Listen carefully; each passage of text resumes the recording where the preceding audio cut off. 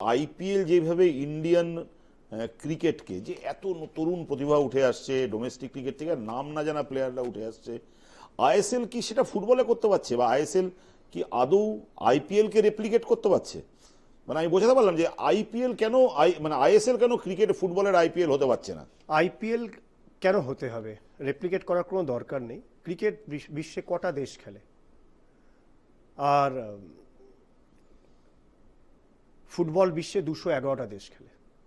Cricket আমি জানি না, বোধহয় বিশ্বে 15টা দেশ মতন খেলে। ভারতের বিশাল জনসংখ্যা, টেলিভিশন ভিউয়ারশিপ সব থেকে বেশি, তাই ভারতে ক্রিকেটের একটা জনপ্রিয়তা রয়েছে। আইএসএল কি করেছে?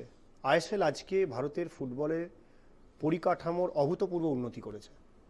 আজকে ব্রডকাস্টিং কোয়ালিটি ভীষণ উন্নতি করেছে। আজকে খেলোয়াড়দের সেফটি, সিকিউরিটি এবং স্যালারি ক্যাপ অনেক বেড়েছে। অনেক ভারতীয় খেলোয়াড়ের কনফিডেন্স লেভেল বেড়েছে।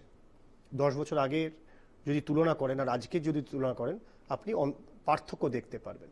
কিন্তু আমি যেমন আমার ফুটবলের কোয়ালিটির উন্নতি হয়েছে, ফুটবলের কোয়ালিটির উন্নতি হয়েছে, এইটাই আমি আপনাকে বলছি।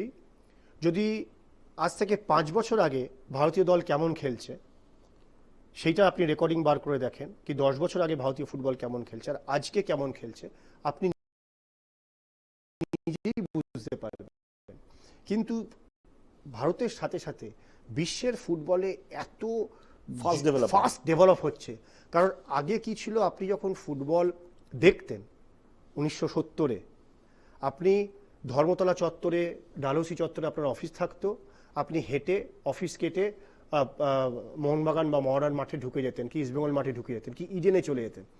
ফুটবল আপনার কাছে ময়দানে যে খেলা হচ্ছে সেটাই বিশ্বের ফুটবল ছিল।